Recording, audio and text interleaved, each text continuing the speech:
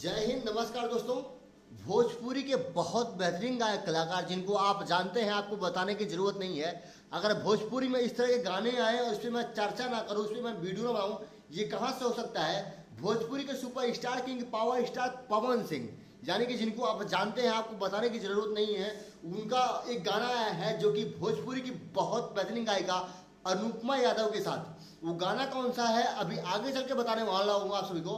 उस गाने का नाम है बलिया छपरा आला, जो कि आज ही के डेट में रिलीज किया गया है सारेगामा हम भोजपुरी के यूट्यूब चैनल पे, जो कि भोजपुरी में एक तरह से रिकॉर्ड बना दिया है। और क्या रिकॉर्ड बनाया है, उस गाने से कितना कमाई हुआ है, सब कुछ आगे चल के इस वीडियो में बताने वाला हूं। लेकिन उससे पहले आप लोगों से एक छोटी सी प्रार्थना है, हाथ जोड़कर, अगर आप इस चैनल में पहली बार आए हैं और अभी तक सब्सक्राइब नहीं किए हैं तो नीचे दिए गए लाल बटन को दबाकर चैनल को सब्सक्राइब कीजिएगा, भोजपुरी का सारा अपडेट्स सबसे पहले देखने और सुनने के लिए।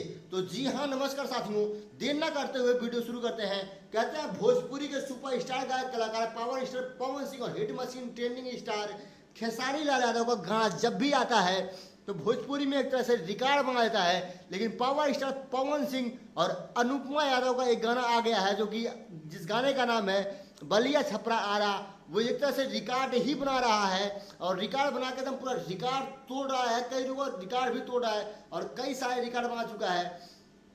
तो जी हाँ साथियों, उस गाने की अगर कमाई की बात करें तो गाना सारेगामा हम भोजपुरी के ऑफिशियली यूट्यूब चैनल पर रिलीज किया गया है, जो कि 18 घंटे में 20 लाख से ज़्यादा लोगों ने उस गाने को देखा है, सुना है और लाइक किया है। और उस गाने की कमाई की बात करें तो लगभग 3 से 4 लाख रुपए की कमाई हो चुकी है उस गाने से अभी तक। और पावर स्टार पवन सिंह का गाना हो और रिकॉर्ड ना बनाए और रिकॉर्ड ना तोड़े, ये कहाँ से हो सकता है।